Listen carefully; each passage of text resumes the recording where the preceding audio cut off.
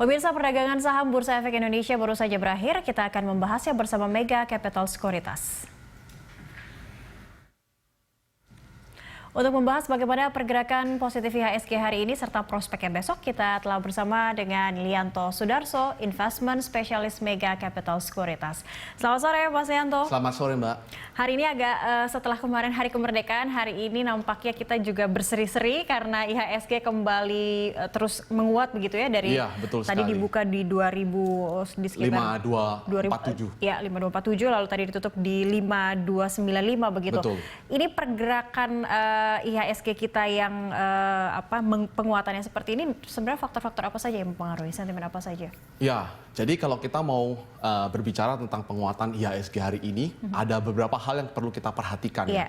Karena kalau kita lihat hari ini pun regional, kebanyakan dari mereka cenderung sideways dan melemah karena meresponi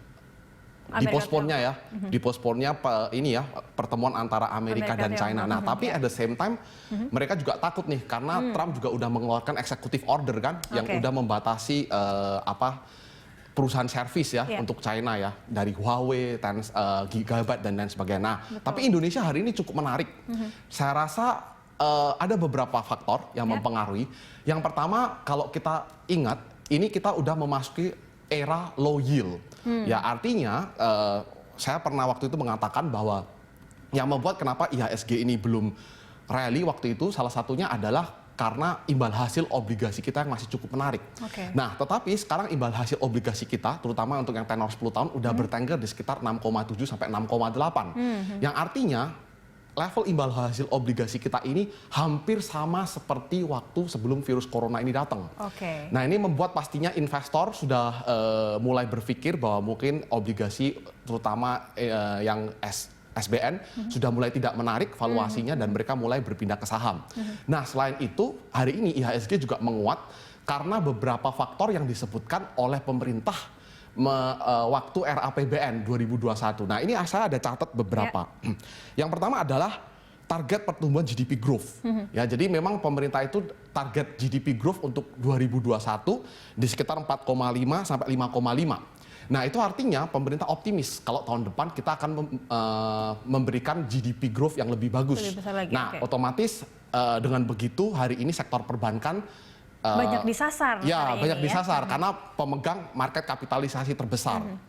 Nah, juga yang cukup menarik adalah pajak cukai.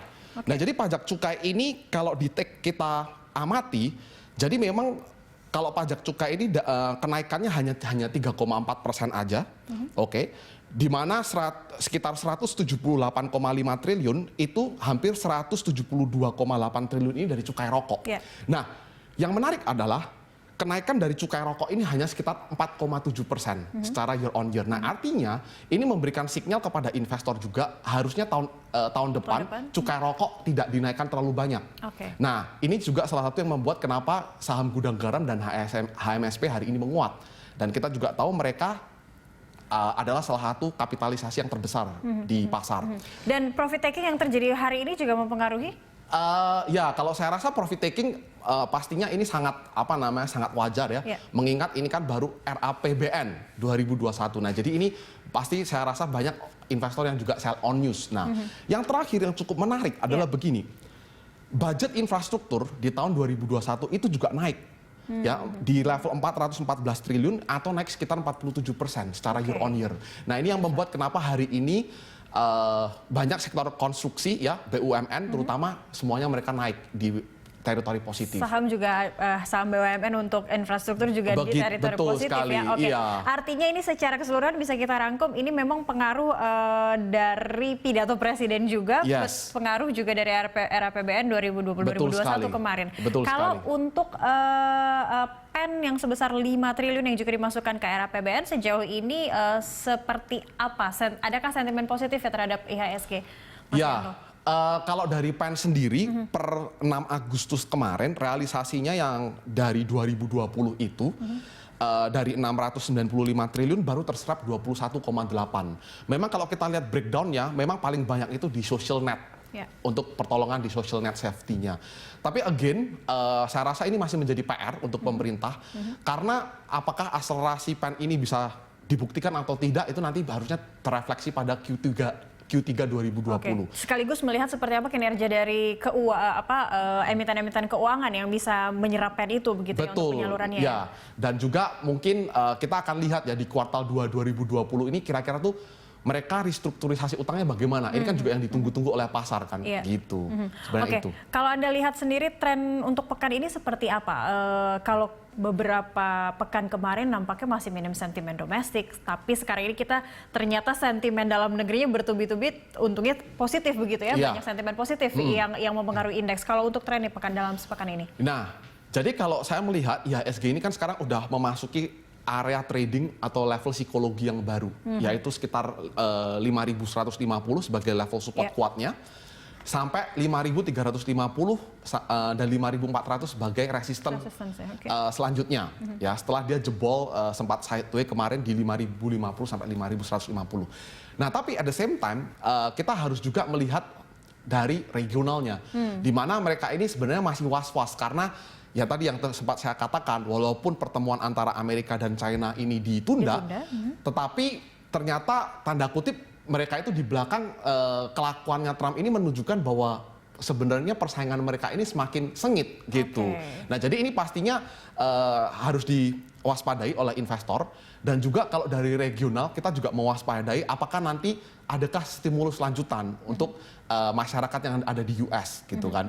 Nah, ini kan masih dalam perbincangan dan belum finalisasi. Nah, kalau misalnya terjadi apa-apa dengan itu, walaupun sekarang kita tahu bahwa capital market ini bergerak karena uang-uang panas dari quantitative easing, tapi yang bersifat fundamental seperti itu saya rasa pasti akan mempengaruhi kinerjanya. Terlebih year to date sekarang juga kita tahu bahwa mereka itu di bursa Amerika year to date udah mencatatkan positif. Artinya pelaku pasar juga harus dengan jeli mencermati seperti apa pergerakan bursa regional ya, karena kalau tadi kita lihat hampir seluruhnya terkoreksi tadi kecuali Nikkei mungkin ya, kecuali Nikkei yang menguat kalau tidak salah tadi.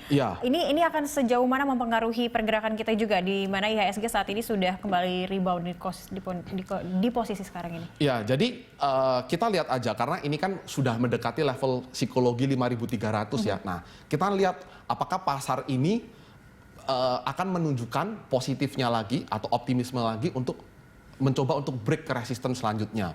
Nah, tapi memang menurut ada yang cukup menarik di beberapa hari kebelakangan ini, saya melihat bahwa investor asing mulai masuk ke pasar modal Indonesia. Nah, walaupun jumlahnya belum signifikan dan masih didominasi oleh domestik, tapi hopefully ini memberikan tanda yang positif ya, bahwa pasar modal Indonesia ini atau pasar saham sudah mulai menjanjikan, sudah mulai ada growth looking atraktif buat mereka. Sudah mulai looking atraktif. Lalu kalau untuk saham-saham apa saja, sektor-sektor apa saja yang atraktif juga yang bisa disasar untuk esok? Ya, kalau kita balik lagi back to fundamental, Jadi seperti yang tadi saya katakan, kalau misalnya dengan melihat budget infrastruktur di era APBN 2021 ini, cukup menarik untuk investor mulai akumulasi saham-saham konstruksi sekarang. Ya, tapi harus diingat ini untuk jangka panjang, mengingat juga banyak dari mereka tuh secara valuasi price book to value-nya mereka banyak di bawah 1 sekarang Mas Yan. Yang artinya cukup menarik secara valuasi. Nah, tetapi kalau untuk jangka menengah atau mungkin jangka pendek, ya investor harus melihat lagi sektor-sektor mana aja yang tidak begitu terpengaruh, seperti telekomunikasi gitu ya, consumer goods masih bisa disasar gitu ya. Nah, bahkan mungkin investor sudah mulai melirik sektor retail, mengingatkan sekarang pemerintah juga sangat menyasar ya bagaimana pemerintah ini benar-benar ingin mencoba menaikkan daya beli masyarakat. Retail bergerak, daya beli masyarakat bergerak, ekonomi kita juga terus berputar begitu ya. Betul sekali. Untuk support resistance IHSG besok berapa, ada di kisaran atau di level berapa Mas Lianto? Nah, saya rasa besok IHSG ada di resisten di sekitar 5350 dulu. Dengan level support mungkin kalau saya ambil secara garis besarnya mungkin di 5250 begitu ya. Itu yang mungkin dynamic atau yang paling dekat aja gitu. Tapi harus diingat support kuatnya itu di 5150 begitu. 5150. Masih optimistis begitu ya, kita masih ada di rentang resisten di 5.300. Terima kasih banyak Mas Lianto Sudarso telah hadir bersama kami sore ini di Closing Market. Terima kasih.